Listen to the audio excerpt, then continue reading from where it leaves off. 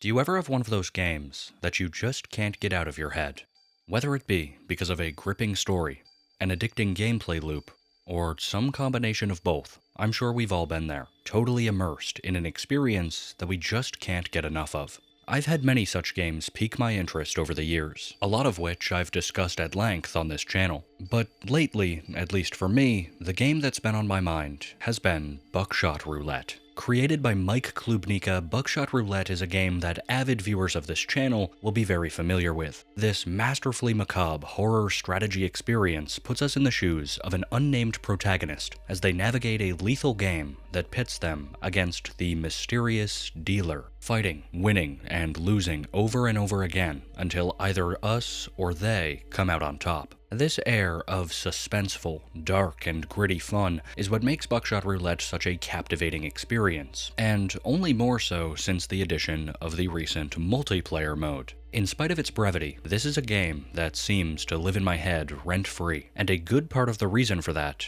is that for over half a year now, there's been a mystery that's plagued this game's community. Back in April, evidence was discovered that completely reframed the way we thought about this simple little roulette sim. An ARG sitting right under our nose, and in the time since its discovery, thousands of individuals have worked tirelessly to uncover the secrets of this title. 3 months ago, I actually threw my own hat into the ring too. At the time, this was an emerging story, one that I'd been following for a little over a month to that point, and one of my big reasons for making that video when I did was that around that time, the hunt had really been beginning to stagnate. There were a lot of clues found, a lot of leads that seemed to have considerable potential, but there was one piece of the puzzle, one almost infuriatingly simple roadblock that no matter how hard we pushed, just wouldn't budge. For those of you that are familiar with the Buckshot Roulette ARG, this password screen needs no introduction. The page itself is almost mockingly mundane, and yet for the better part of a year, it has stood between us and true understanding of just what is going on in this game's lore.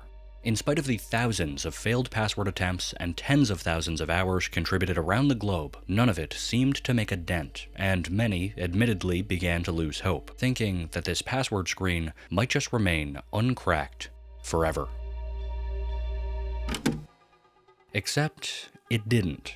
Ladies and gentlemen, after almost 7 months of waiting, the Buckshot Roulette ARG's biggest mystery, the bane of thousands of players, has finally been solved. And I can confidently say that the discoveries here will not only forever change this game's lore, but with it, our understanding of the entire Mike Klubnika library. So today, whether you're familiar with this ARG already or not, we're going to go through exactly how it is that we got here. How is this screen solved? What's left? And what exactly awaits us beyond in the emerging world of Buckshot Roulette.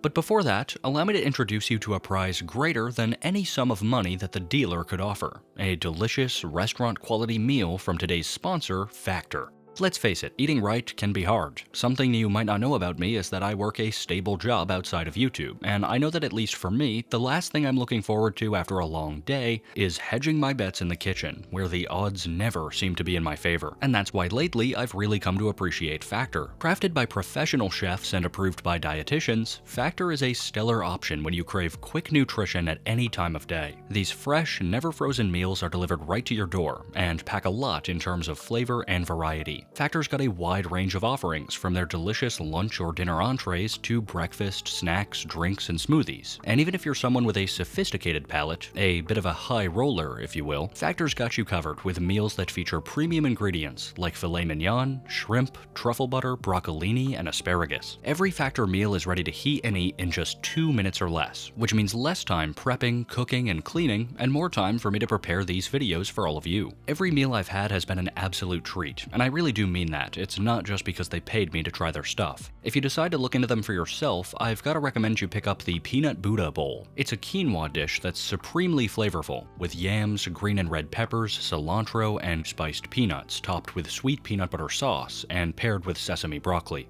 It's probably my favorite thing I've had from them so far, though it can be kind of tough to choose between so many extraordinary options on their weekly rotating menu. So if all of that sounds like it's worth looking into, you can head to factor75.com or click the link below and use code 50Everberon to get 50% off plus free shipping on your first Factor box. That's code 50EVERBERON at factor75.com to get 50% off plus free shipping on your first box. Thank you to Factor for sponsoring this video and for supplying me with the nutrition needed to keep up with this unfolding mystery. So with that, let's jump in. So, given how much has changed since last we spoke about Buckshot Roulette, and because undoubtedly there are those in the audience that aren't as familiar with this case as others, I think it's only fitting that I give you a rundown of what's transpired not just since my previous video on the topic, but throughout the entire ARG so far. If you're new or you're looking for an exhaustive refresher, then I would still recommend probably watching my previous ARG video first, but if you're just in need of a quick overview, then here you go. For all intents and purposes, this whole mystery starts back on April 4th of 2024, the day when Buckshot Roulette, in all of its glory, was ported to Steam for the first time. This release was scheduled intentionally to coincide with the launch of version 1.2, which brought with it an endless play mode known as Double or Nothing. Unlocked after beating the base game for the first time, Double or Nothing puts players in an infinite loop of repeating, fully randomized rounds of roulette, with a virtual prize pool that doubles each consecutive game that a player works through, putting a new emphasis on replayability and obtaining a high score. And to this end, alongside Double or Nothing, there was also a new fixture added to the bathroom for the express purpose of cataloging those scores, a computer monitor that looks like this. However, it didn't take players long to find that tracking data was not this monitor's only use. When interacting with the system, a short boot animation plays for the sake of immersion, but observant players notice something eye-catching within this short sequence: an email address. contact@voltastandardelectronics.com, which, it was quickly discovered, was actually in operation. When reaching out to this address, regardless of the content of the message sent, players would receive the following communication, and with it, the first thread of this whole ARG mystery.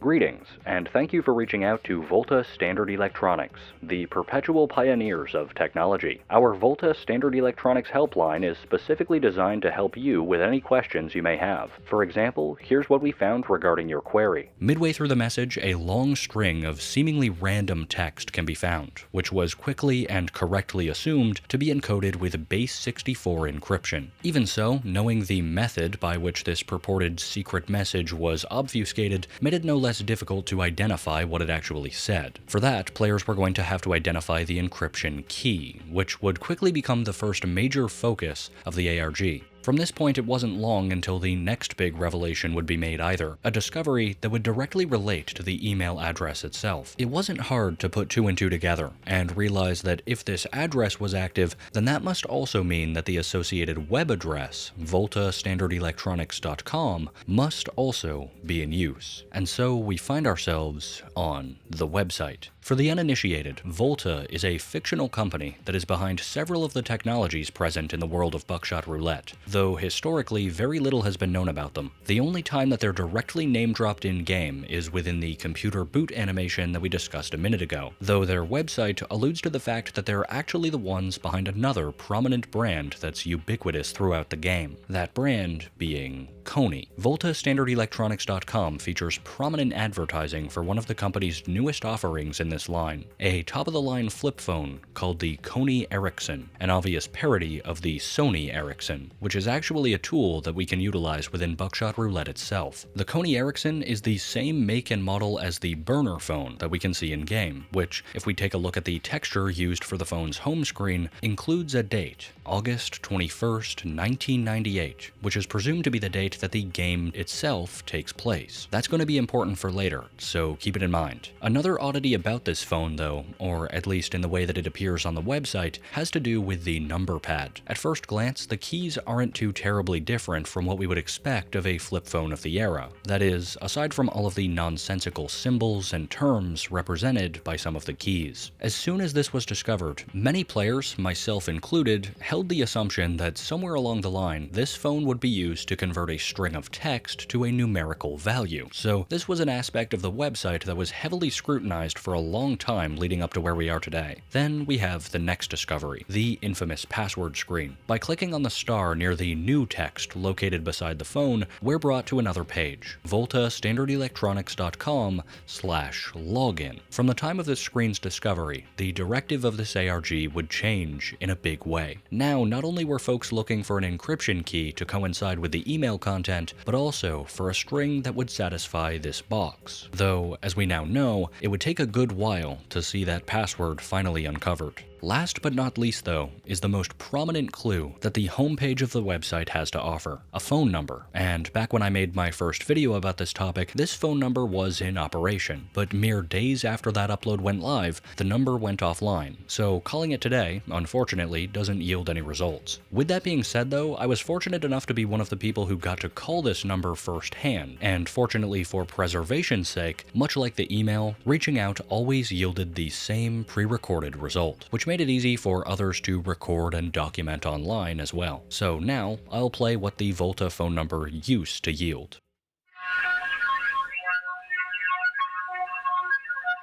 Thank you for calling Volta Standard Electronics General Helpline. All of our operators are currently occupied. Our hours of operation are Monday through Friday and if you are trying to reach a specific party, please enter the extension followed by the pound key. If you are calling in regards to an order being impacted by the shutdown, please contact your corresponding regional Ministry of Public Safety and Informational Security. More information can be found at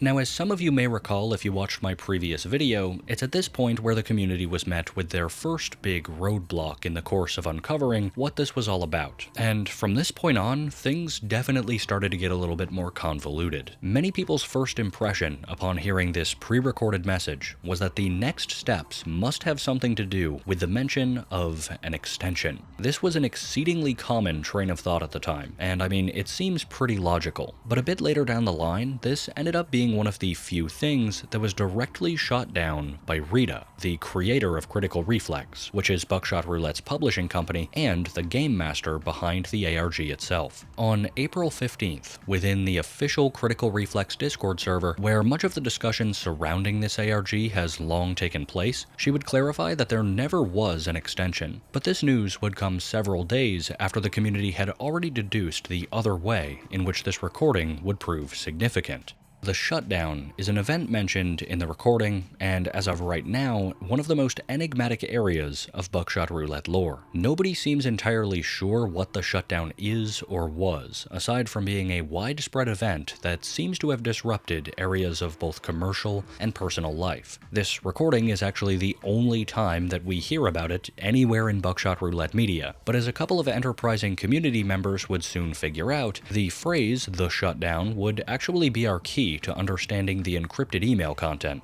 Discovering this was not without its own set of tribulations, though. Due to an oversight, the email content could only be decrypted from the same website that it was first encrypted with, so that site did have to be pointed to by Rita, and even so, the resulting text would go on to stump the ARG community for almost as long as the password. It read like this.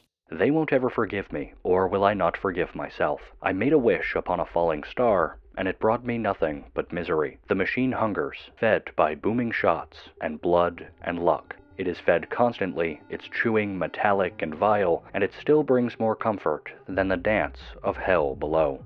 Both in terms of its meaning and its practical application within the context of the ARG, this poem is, I think it's safe to say, one of the most puzzling elements of this entire mystery, though one of the most promising revelations pertaining to it was actually made rather quickly. A connection was swiftly drawn between the 9 lines of the poem and the 9 circles of hell present in the first part of Dante's Divine Comedy, better known as Dante's Inferno, and interestingly, this interpretation at least seemed to be part partially confirmed in a now-deleted post from Rita that simply read, "Smart Kittens," referring to some folks that were discussing the Dante implication at the time. In most people's minds, this solidified the connection between the poem and Inferno, with, I would say, the majority of the ARG community assuming that somehow these two works put together would eventually lead to the password. And in a manner of speaking, that is sort of true, but don't worry, we'll get to that soon. Just as the community had really begun digging into the Dante's connection though, and just 2 days after Rita confirmed that the phone extension angle was a red herring, a very dense piece of material would drop in the form of the 1 Million High Rollers teaser, which was a short trailer released to commemorate 1 million sales of Buckshot Roulette worldwide. And aside from being a cool way to commemorate the massive success of the game, this trailer also contained a number of potential new leads related to the ARG.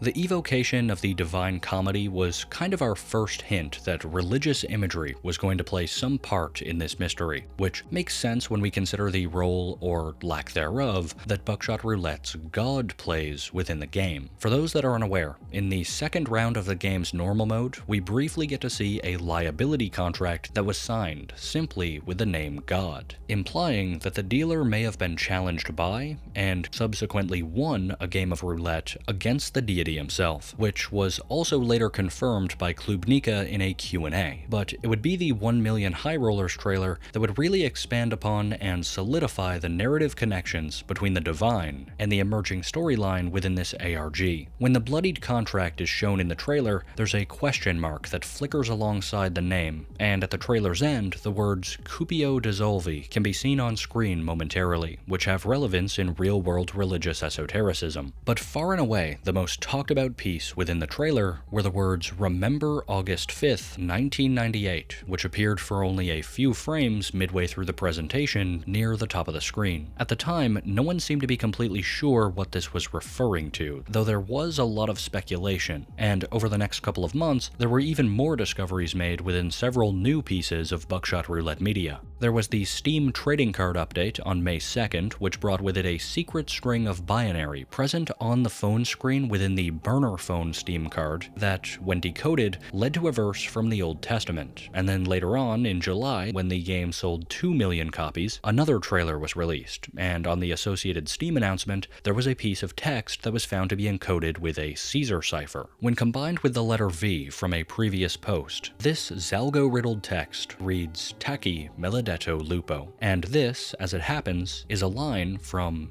you guessed it, Dante's Inferno, more specifically, a particular translation of Inferno by Alan Mandelbaum. With this bit of info, we now have yet another allusion to the Divine Comedy, and truth be told, that was pretty much the state of things when last we talked about this ARG. The password screen was by far the biggest choke point, though other areas like the poem and the Old Testament connection alluded to with the Steam card were also being explored. What we move into next is all new information, stuff that's happened since that video was uploaded, and around this time, some particularly enthusiastic community members went ahead and set up a wiki to catalog everything that had happened thus far, in hopes of streamlining further discussion. This would coincide with a small surge of new participants, and as many of us had hoped, interest in the ARG and its continued progression was somewhat renewed. With more eyes on this thing than ever before, it was only a matter of time before someone discovered something. But what was discovered next was not what anyone could have expected. One night, in mid to late October, an unknown user visited the Volta Standard Electronics website, and for whatever reason, on this particular visit, that user decided to take a look at what's called the sitemap. A sitemap is generally a list of all publicly available URLs that site has under its umbrella. This means that by reviewing the sitemap, at least in theory, anyone would be able to see public pages that hadn't been found yet. And in this case, that is exactly what occurred. Now, this user was not the first person to check the sitemap, but in this particular instance, what this user discovered was a plethora of new pages which were actively being added and edited by Rita, and which no one had ever seen before. As anyone would in this situation, that user reported back to the Critical Reflex server with their findings, and some other members of the community quickly realized that this wasn't as it should be. In the end, Rita was alerted to the situation, and everyone who was there to witness the discovery of the secret pages agreed to keep the information to themselves. In the days to follow, it was rumored that a leak had occurred, though no one was quite sure how. But luckily, it wouldn't be long before those new pages would be found legitimately, when users discovered that for the first time in the ARG's history, that original email sent out by contact at Volta Standard Electronics had changed. Urgent message to all employees of Volta Standard Electronics. Security breach has taken place in Volta Standard Electronics database, resulting in information leak containing internal documentation and classified data. Access levels B and C are compromised. The company orders all employees having aforementioned access levels to delete all messages from their corporate mail, disconnect from the Volta Standard Electronics intranet, delete all work-related files from their corporate PCs, reset their corporate PCs to factory settings, wait for the arrival of our security team that will take you to interrogation. After the interrogation, a new corporate PC will be issued to you. If deleting the data interfered with your work, download backup copies of needed documents from the archive. This order is to be executed immediately. Refusal to obey the order will result in severe disciplinary actions, including termination without notice.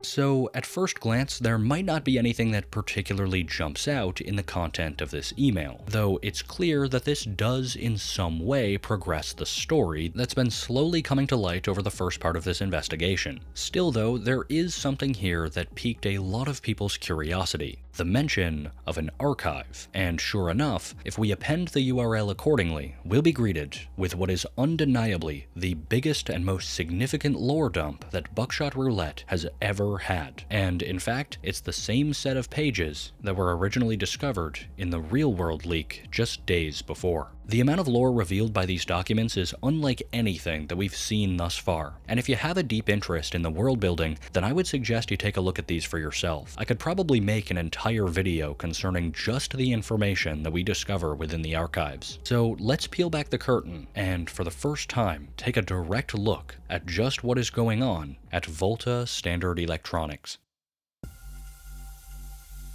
As mentioned in the email, the only areas of the archive that can be accessed with our default permissions are those that have been compromised, namely clearance levels B and C. So let's go ahead and start with the finance folder. Inside, we'll find two documents from August 28th and August 29th of 1998, and what that document is a finance report, in which we already start to get a pretty good overview of what is going on here. Volta Standard Electronics, a leader in the computer technology industry, closed the Q3 1998 with notable growth in revenue and a strategic realignment toward more specialized needs. Our latest developments in strategic partnership with Redacted, further referred to as Redacted, and the following Redacted Tissue Procurement opened a new venture for Volta as Redacted Biological Assets Specialists, though market conditions necessitate ongoing discretion regarding our operational specifics.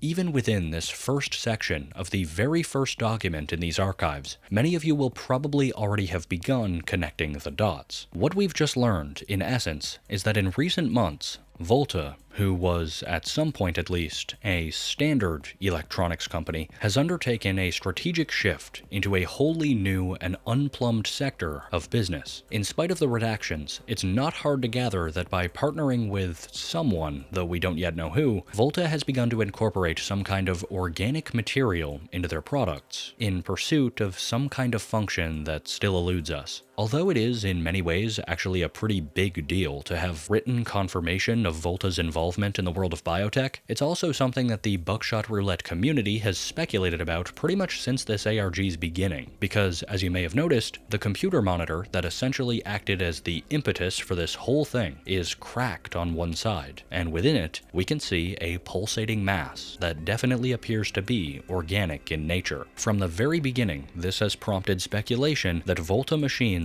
are not all that they seem. But what was not known prior to this point is exactly how much money this new venture was generating.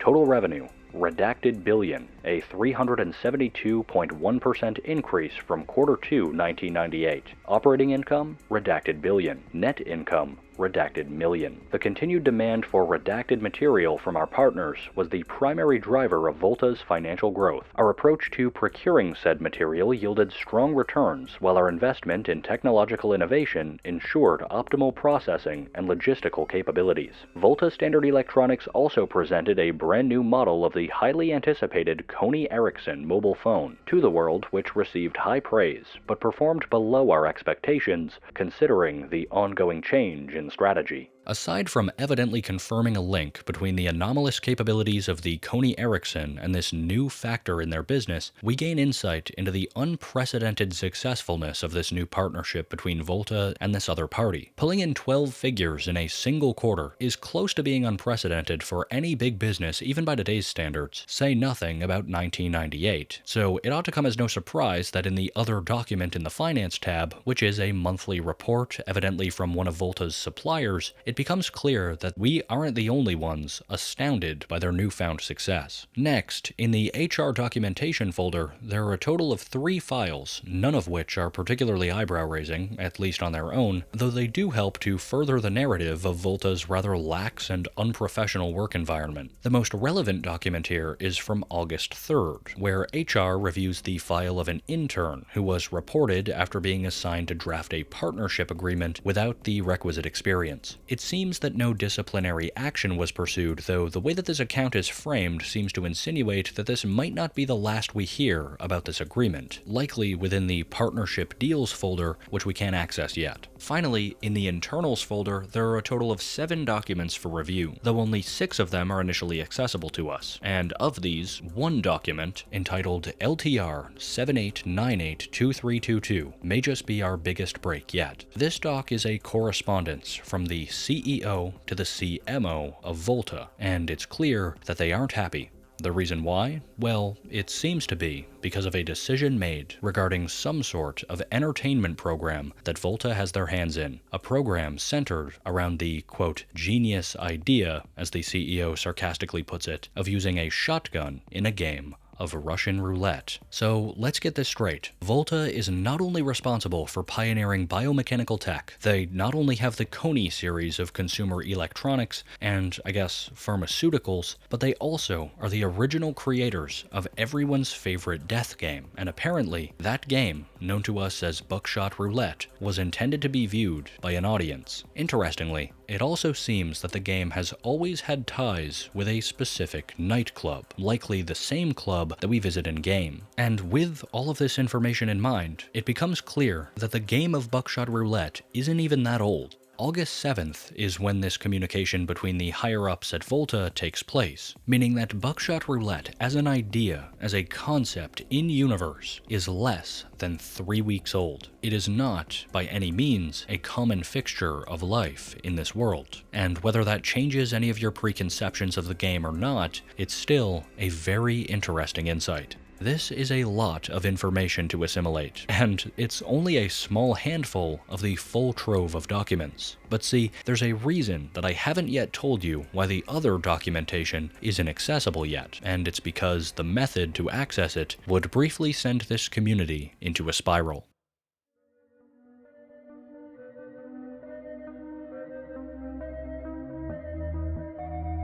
Every single locked folder, partnership deals, legal cases, and coffee refill invoices, as well as the 5th and final doc from the internal communications folder, all have their own distinct password screens. Our workload just increased from finding 1 password to finding 5. Understandably, at this point, the community was getting desperate. The password problem was quickly growing out of hand, and for all anyone knew, the passwords needed to unlock them could all be completely different. Something had to give, and soon enough, it would, with the road to finally uncovering the longest-standing mystery in the Buckshot Roulette ARG all starting with the multiplayer update. As I briefly mentioned in the intro of this video, multiplayer is a feature that was teased for many months throughout this whole ARG process so far. It was first hinted at on the 1 million High Rollers commemoration post in the Critical Reflex Discord server on April 17th, but ever since, small hints had been posted periodically to build interest. Exactly 6 months after its initial unveiling though, so on October 17th, a new trailer called Buckshot Roulette Multiplayer Release Date Announcement would drop on the Critical Reflex YouTube. This was around rather novel trailer, filmed with special effects rather than using in-game footage. But of course, there was also a little extra treat included for those of us in the know.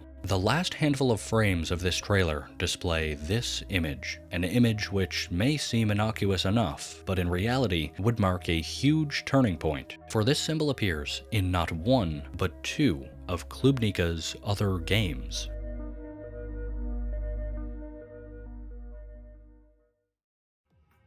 Control Room Alpha and Carbon Steel are some of my personal favorite Klubnika releases aside from Buckshot Roulette, and they also happen to be the two titles where this symbol appears. In the case of Control Room Alpha, it's at the top of this operations manual, and in Carbon Steel, it can be seen on a computer monitor hanging from a wall in the main chamber where the game takes place. Now, it's here where I have to let you guys in on a very sad truth of this investigation, one that irks me personally, because as some of you may know, I made a video not that long ago where I attempted to make heads or tails of the then emergent Mike Klubnika games timeline. Throughout his catalog, there are a good number of titles that include verifiable dates, and this was my first attempt, really the first attempt of anyone I'd seen at all up until this point, to try and make sense of it all. But given what we know now, I fumbled some very important information here about Carbon Steel in particular. Within Carbon Steel, we adopt the role of an unnamed participant in a strange experiment, where we're responsible for pulling up pressurized life forms from a big underground pit, and running tests on them according to their individual parameters. The game takes place over the course of 3 days, and at the beginning of each day, we receive an email from our mysterious employer, directing us on the day's duties. But these emails each pivotally include a date, starting on August 4th of '98.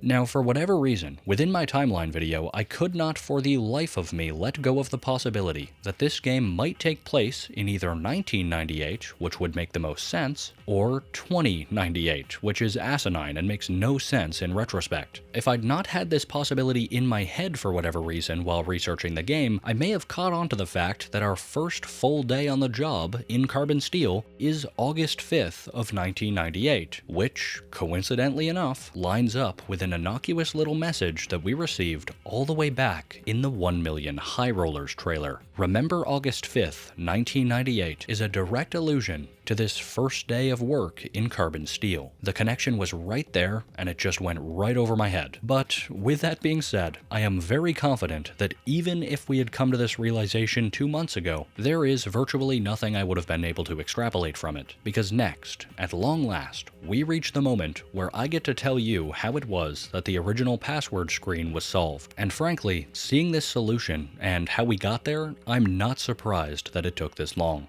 So, on the night of August 5th in Carbon Steel, after our work is done, we head for our holding cell, which is where we sleep each night in the game, and as usual, our character has a dream in between their shifts. On this specific night, we dream about one of the creatures that we pull up from the pit breaking free of its armored chamber. The creature in question is portrayed as a mass of eyes and oily flesh, and it's this dream that the Remember August 5th text is actually referring to, because the intended step from here is that someone would somehow miraculously connect this creature with a specific line from the Mandelbaum translation of Dante's Inferno. More specifically, Canto 7, line 120, which simply reads, "As your eyes, looking anywhere, can tell." Already a pretty remarkable connection to make in your mind, but that line itself is not the password, because that would be too easy. After finding it, we then have to reference that image of the Coney Ericsson phone on the Volta Standard Electronics website, and recall the specific numeration of the aforementioned line from Dante's. Instead of translating words to numbers as was originally theorized by most of the community, we're actually going to do the exact opposite here, and instead we're going to translate 7120 from numbers to their associated strings of characters. Except,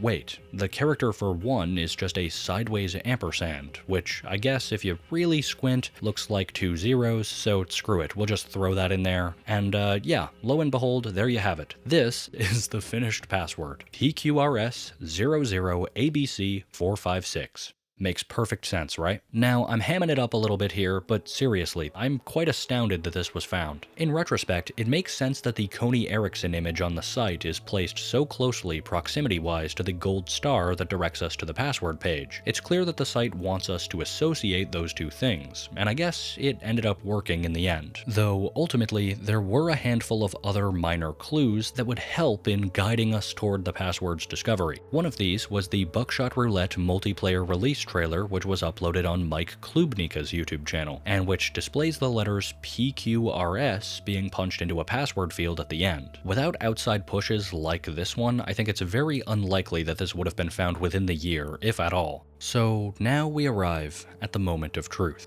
The infamous screen, which has plagued this community for the better part of a year, has fallen. So you're probably asking just what secrets it held all of this time. And the answer is a simple message. Granted, it's a rather long one, written from the perspective of that mysterious leaker that first invaded Volta's systems, as seen in the second email from earlier. The leaker starts by mocking Volta themselves, saying that this breach has been years in the making, and evidently conducting it was, in part, meant to get back at them for something, though it's not entirely clear what. Soon, though, the narrator's attention is turned to us, and what they say next makes it clear that this is really only the beginning.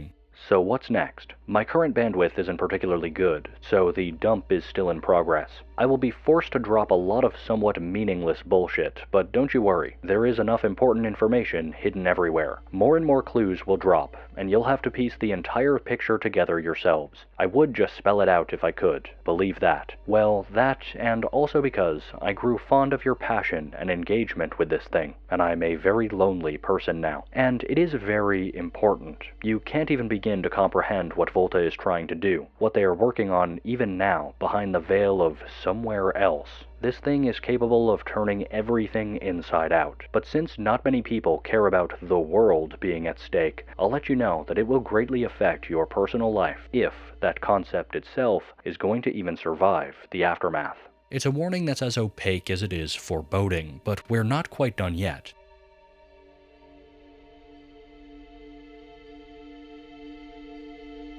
Before we wrap this video up and take another look at everything we've learned so far, you might be happy to know that the password which brought us to this screen can also be used to unlock the content of two other pages: partnership deals and the locked internal document. Cracking open the first folder leaves us with 3 files, and wouldn't you know it, one of them just so happens to be a draft of that partnership agreement created by the intern that we briefly talked about before. Another of the docs is a correspondence between an unnamed pharmaceutical company and an intern at Volta concerning a future partnership that does not seem to have gone through. And then, of course, there's a review comment about the partnership agreement draft, once again reaffirming how scuffed and legally unsound the agreement apparently is. But what could be so wrong here? Well, there's only one way to find out. This partnership agreement herein, is effective as of August 10th, 1998, between Pentacle Incorporated, located at Redacted, and Volta Standard Electronics Limited.